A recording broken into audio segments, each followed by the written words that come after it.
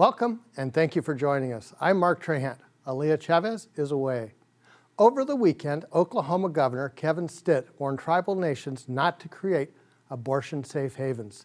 During a taping of Fox News Sunday, Stitt said that he is monitoring the situation if Roe v. Wade is overturned. On May 2nd, the state passed into law a total ban on abortions after 6 weeks. That law would go into effect immediately if Roe v. Wade is overturned. Stitt brought up the abortion scenario while he was discussing a 2020 Supreme Court ruling, McGirt v. Oklahoma, a decision that affirmed tribal sovereignty in criminal law. Cherokee Nation Principal Chief Chuck Hoskin Jr. responded to Stitt, saying in part, "Speculating on what tribes should do based on a leaked U.S. Supreme Court draft decision is irresponsible. Just as irresponsible is the governor of Oklahoma and his disguised media campaign, which is really meant to attack tribes and our sovereignty."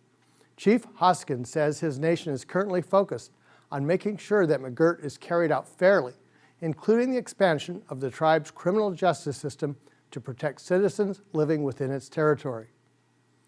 More lands are becoming available to eligible Alaska Native Vietnam-era veterans in the form of allotments. The Bureau of Land Management is taking steps to free up 20 million acres for vets.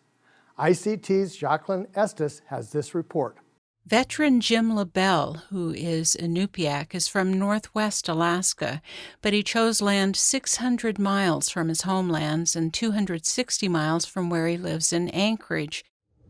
I really didn't feel very good about selecting lands there because it's not my traditional homelands. But I thought that was the only choice we had. He's looking forward to seeing the new lands that will become available. Chuck Plinkett has been helping his brothers and other veterans through the process. He said the land that had been available is virtually inaccessible. Katas said another problem he'd like to see get fixed is the length of time it takes to get an application processed. It is just frustrating no matter which way you turn. So frustrating that of the 15, 20 individuals that I work with, 2 or 3 of them want to continue working on the application. And every single one of the other ones said, forget it. Joe Sanungatuk, who is also a Inupiaq, is 85 years old.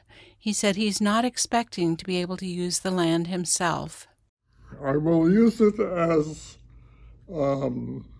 an opportunity to select my grandkids' names and put them on there when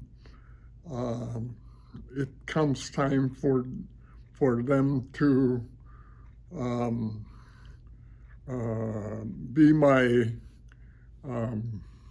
inheritors. Because the Alaska Native Claims Settlement Act of 1971 revoked the Native Allotment Act, thousands of Vietnam-era veterans were not able to file for allotments while serving in the military, which is why this process is all the more important now. In Anchorage, Alaska, Joaqlin Estus for ICT News. The Gila River Resorts and Casinos in Arizona announced that its guests have donated nearly $174,000 to area nonprofits. Everyone was able to participate in the Every Cares kiosk program at 3 of the nation's casinos. The 4 organizations that were presented checks last week focus on children in many ways. The Homeless Youth Connection will use $50,000 in donations to continue its mission to support the graduation efforts of unhoused youth. Gila River Resorts and Casinos was the first gaming enterprise in Arizona to launch this unique charitable giving application October 20th, 19. This month, 4 new nonprofits were added to the kiosk program.